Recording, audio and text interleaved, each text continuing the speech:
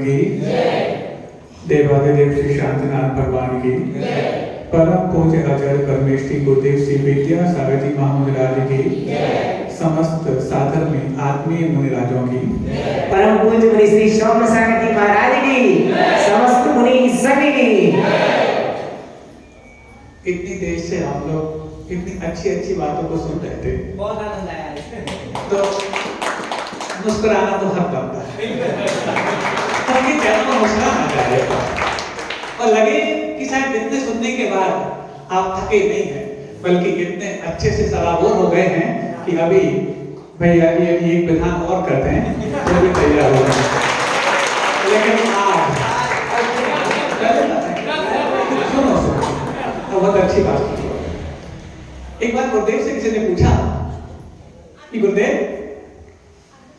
दुनिया में सबसे ज्यादा कीमती कौन सी चीज है? तो गुरुदेव क्या लाजवाब जवाब देते हैं, सुनो।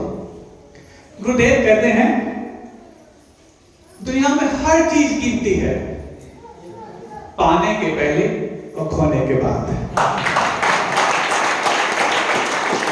दुनिया में हर चीज कीमती है, पाने के पहले और खोने के बाद।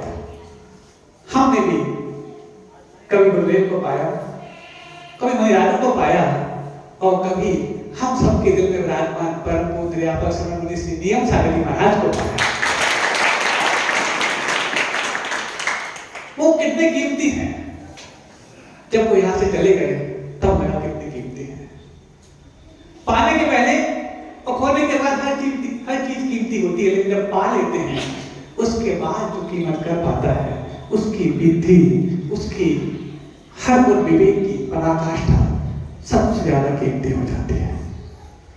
एक अंतिम बात और छोटी सी बात कहते हैं, क्योंकि सभी महाराजों ने जो कहा है वो सब हमारे ही भाव कहे हैं, इसलिए ये मत समझना कि आपने नव देवता पूजन किए, उन नव देवताओं में जो 9 नाम आते हैं, पहले उन नाम को पहले पढ़ो। अरहंत, सिद्ध, आचार्य, उपाध्याय, साधु, जिन धर्म, जिन आत्मा, जिन चैत और चैत्यालय, ये 9 देवता माने जाते हैं, सबको ज्ञात है। आप लोग सब श्रावक हो, और श्रावक होकर के आप किस देवता का निर्माण कर सकते हो? बताओ। क्या आप अरहंत बना सकते हो? खुद को तो बना सकते हो, लेकिन किसी दूसरे को अरहंत बना सकते हो? नहीं। सिद्ध बना सकते हो? साधना करके खुद सिद्ध बन सकते हो, लेकिन किसी दूसरे को बना पाओ? नहीं। आचार्य बना सकते हो? नहीं। उपाध्याय बना सकते हो? नहीं। साधु बना सकते हो क्या? नहीं। जिन धर्म बना सकते हो? अरे जिन धर्म तो अनादिकालीन है, तीर्थंकरों ने भी उसको प्रस्तुत किया है, बनाया तो हमने भी नहीं है। जिन आगम बना सकते हो? सावक नहीं बना सकता। जिन चैत्र बना सकते हो? तुम सिर्फ मूर्ति बनवा सकते हो, उसको जिन चैत्र बनाने का अधिकार तो साधुओं के पास है। इन 9 में से 8 देवताओं को बनाने का अधिकार साधुओं के पास है, आपके पास है। और अंतिम है तो जिन चैत्यालय, वो मात्र श्रावक बना सकता है। इन 9 में से 8 को बनाने का अधिकार आपके पास नहीं, सिर्फ एक अधिकार आपके खाते में है। कहीं से भी आप प्रतिमा को प्रतिष्ठित करा करके और विराजमान कर दो अपने जिनालय में, साधुओं के वहां आने की आवश्यकता नहीं। पंडित जी या भैया जी भी वहां बेटी प्रतिष्ठा करा के उसको जिनालय बना सकते हैं। अब 9 में से सिर्फ एक को अधिकार प्राप्त हुआ, एक बनाने का अधिकार श्रावकों को है। और यदि ये भी नहीं बना पाए तो अपने आप को अरहंत कब बना पाओगे, उससे सोचो। ये वाली बात बहुत बड़े चैलेंज की है।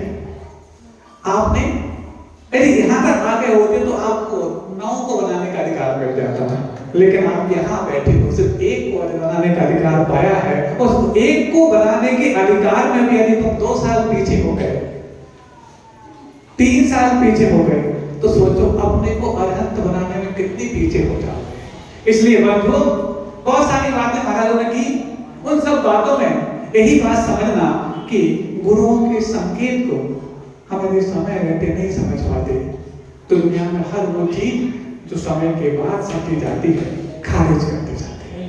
कि हमारे जीवन से हमारे निर्णय खारिज ना हो जाए, उसको समय पे लेना है।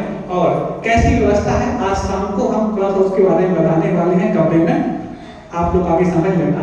बहुत सारी बातें हो गई और एक अंतिम बात मैं और कह दूं, कई लोग कहते हैं पत्थर के मंदिर की बनाने की आवश्यकता क्या है, इससे अच्छा तो भगवान तो वीतरागी हैं, वीतरागी भगवान को वीतरागी नाले बना दो और बाद में जाकर के हम कहीं भी पूजा आराधना कर लेंगे। लेकिन सुनो, और साथ में ये भी कहते हैं यदि तुम्हारे पास पैसा ज्यादा हो गया है तो गरीबों को, दीन दुखियों को परोपकार में देना प्रारंभ कर दो। इतने बड़े बड़े करोड़ों के मंदिर बनाने की अपेक्षा तो परोपकार के कुछ काम करके दिखाओ, तब तो जाकर के तुम्हारे इंसानियत की भी बात है। मैं सबसे पहले उन इंसानियत की बात करने वाले इंसानों से कहना चाहता हूं, क्योंकि परोपकार की और दया की जो बात कहते हैं और सामाजिकता की जो बात करते हैं, उन सामाजिकता की बात करने वालों को मैं कहना चाहता हूं, हजारों करोड़ों की फिल्में हर साल भारत में बनती है। एक एक फिल्म हजार करोड़ का व्यापार कर डालती है और उन सब फिल्मों के लिए भी पैसा तुम्हारी जेबों से जाता है। उस वक्त तुम्हारे जेब से जब पैसा निकल करके वहां जाता है जहां पर कोई परोपकार, दया और सामाजिकता की बात नहीं होती, बल्कि राग रंग की और विषयों की बात होती है, वहां पर हजारों करोड़ का पैसा जब तुम निकाल के देते हो, तब तुम्हारे मन में ख्याल नहीं आता कि ये पैसा परोपकार में लग जाए, गरीबों के लिए लग जाए। और यदि हम जहां परोपकार, दया, अहिंसा, करो धर्म और परम करो बकरो जीवन नाम के सूत्र जिस जनाले से विस्तृत होने वाले हैं, वहां पर भी एक बार लगाने के बाद 1000 साल तक वहां पर हम इंसानियत और मानवता की बात पढ़ते रहें, उसके लिए तुम कहते हो कि ये तो पत्थरों में बसा होना है। जिनकी बुद्धि पत्थरों में हो जाती है उन्हीं के मन में ये भाव आते हैं, और जिनकी बुद्धि में पत्थर में भी भगवान दिखने लग जाते हैं, उनके लिए तो जनालय हमेशा के लिए ऐसे उन जनालयों में जिन्होंने अपनी बुद्धि लगाने की सोची है, अब वो पीछे मुड़ के ना देखें, बल्कि ये देखें कि यदि हमारे घर में मॉड्यूलर किचन है, हमारे घर में एक बहुत बड़ा डाइनिंग ड्राइंग रूम है, तो उससे भी बढ़कर के ऐसी चीज हम बना के बताएंगे कि पूरी दुनिया तरसेगी शहर गांव के मंदिर को आने के देखने के लिए। नजराना भी छोटा पड़ जाएगा, रत्नों के मंदिर भी बताने की कुवत तुम्हारे पास है बंधुओं, बस तुम्हारी कुवत को थोड़ा सा उस्केलने की आवश्यकता है।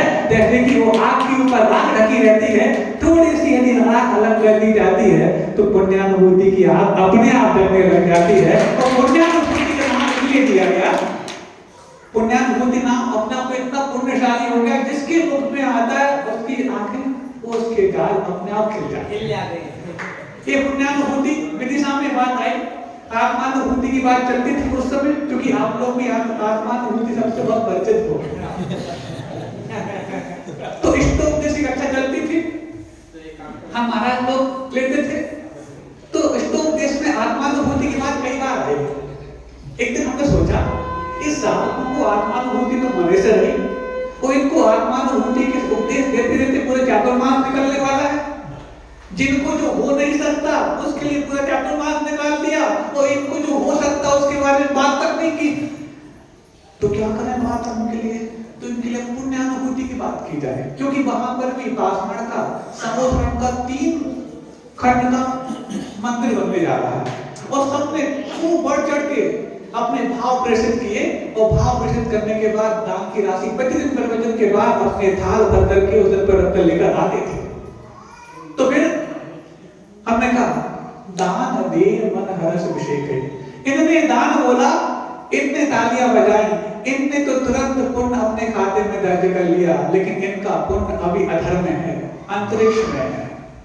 जब तक ये अपने बोले हुए दान की राशि चुकाएंगे नहीं, तब तक अपने भार को हल्का नहीं कर पाएंगे, और हल्का नहीं कर पाएंगे तो अपने पुण्य की अनुभूति भी नहीं कर पाएंगे। इसलिए दान की राशि को चुकाना ये पुण्यानुभूति है। आत्मानुभूति तो तुम्हारे जीवन में कभी होने वाली नहीं, लेकिन पुण्यानुभूति यदि कर सकते हो तो उससे कभी वंचित होना नहीं।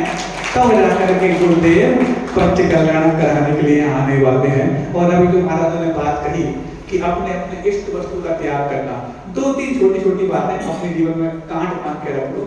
जब तक मंदिर नहीं बन जाता तब तक हम वहां उस स्थान पर जहां पर शिलान्यास हुआ था एक कायोत्सव करके प्रतिदिन आएंगे।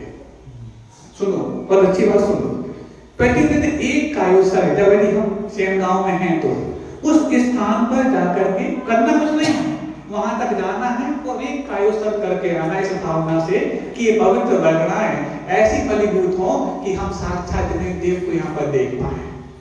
एक कायोत्सर्ग का आपका भाव कितना बड़ा काम करके दिखाएगा, आप एक आध महीने में देखने लग जाना।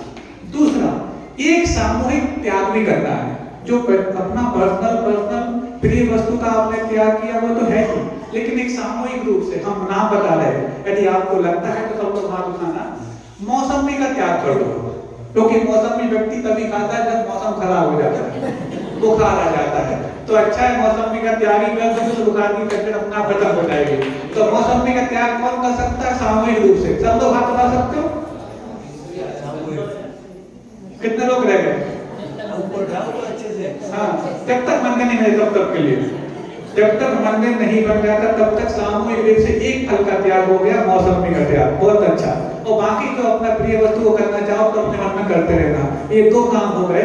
और तीसरा, जब तक हमारा मंदिर नहीं बन जाता तब तक यदि आप चाहो तो मंदिर में एक शांति विधान का आयोजन कर सकते हो प्रतिदिन।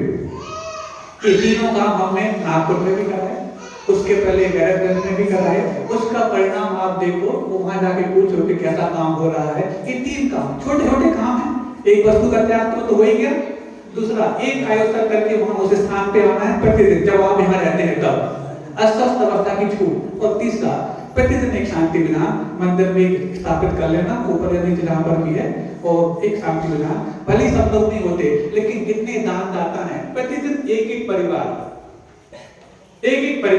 आप अपनी ड्यूटी बना लें। 30 घर है ना, तो महीने में एक दिन आपका नंबर आएगा और आसानी से हो सकता है। कितने लोग तैयार हैं? उठाओ। अच्छा, महीने में एक दिन करना आपको शांति विधान, एक परिवार पे। हाँ, एक परिवार को एक दिन करना है।